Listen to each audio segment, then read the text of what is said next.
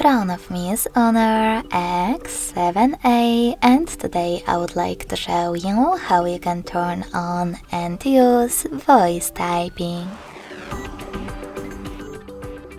First of all, you need to access your device's keyboard.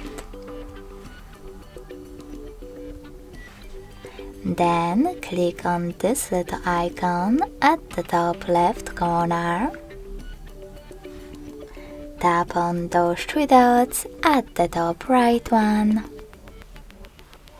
and select Settings.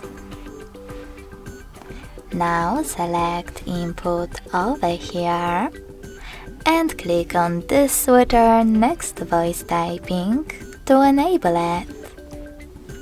When you finished, go back to your keyboard. Now you need to select the same icon at the top right corner, if it's not already on, and then click on those three dots at the top right one. Then click on Voice Input at the bottom and start typing. When you're ready, click on Microphone icon. Thanks so much for watching. If you enjoyed this video, leave a like, comment and subscribe. Bye!